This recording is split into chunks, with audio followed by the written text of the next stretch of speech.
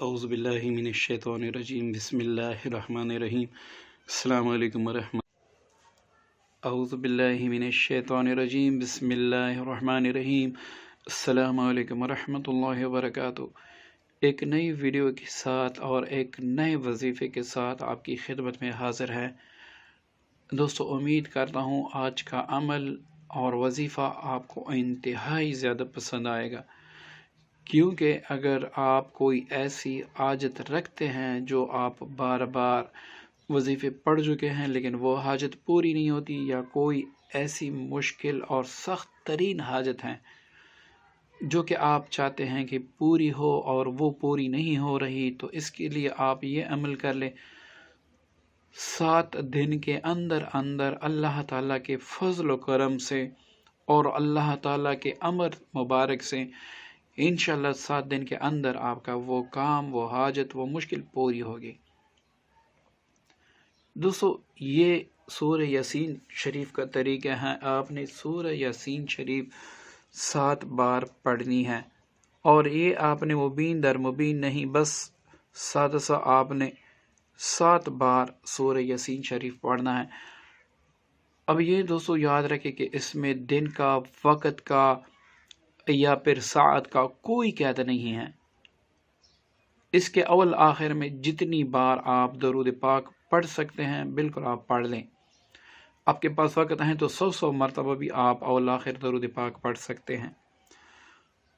اب آپ نے یاسین شریف شروع کرنا ہے، لیکن یاد رکھیں کہ یاسین شریف شروع کرنے سے پہلے آپ نے یوں کرنا ہے کہ لا مقصود الا اللہ، لا موجود الا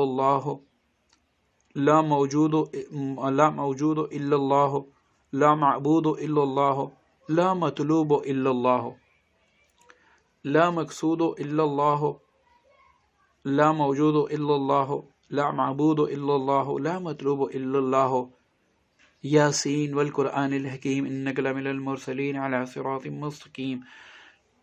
اس طریقے سے آپ نے 7 مرتبہ، مطلب جیسے آپ پہلے شروع کریں گے تو پہلے آپ نے یہ پڑھنا ہوگا صرف ایک بار۔ یہاں پر لا مطلوب الا اللہ، یہاں پر آپ جیسے ہی پہنچیں گے تو اس کے بعد فوراً یاسین شریف شروع کریں گے۔ بسم اللہ آپ نے اس سے پہلے اعوذ باللہ من الشیطان الرجیم بسم اللہ الرحمن الرحیم لا مقصود الا اللہ، لا موجود الا اللہ، لا معبود الا اللہ، لا مطلوب الا اللہ، یاسین والقرآن الحکیم۔ اس طرح آپ نے آخر تک پڑھنا ہے، اور اس میں ایک آیت مبارکہ سلام قول من رب رحیم، اس کو آپ نے ہر بار سورہ یاسین پڑھتے وقت جب آپ یہاں پہنچیں گے اس کو آپ نے 19 بار پڑھنا ہے، ٹھیک ہے نا؟ سلام قول من رب رحیم، سلام قول من رب رحیم 19 بار پڑھ کے اس کے بعد آپ نے پوری صورت ختم کرنی ہے۔ دوستو، یہ بڑا آسان اور بڑا مجرب عمل ہے۔ اس کو انشاءاللہ اگر آپ کسی بھی حاجت کے لیے کریں گے، اور پھر بھی رمضان المبارک کے بابرکت مہینے میں، تو انشاءاللہ اللہ تعالیٰ وہ حاجت آپ کی ضرور اپنے فضل و کرم سے پوری فرمائے گا۔ دوستو، میں نے عمل آپ کی خدمت میں پیش کیا، آپ بھی اس عمل کو مزید شیئر کریں۔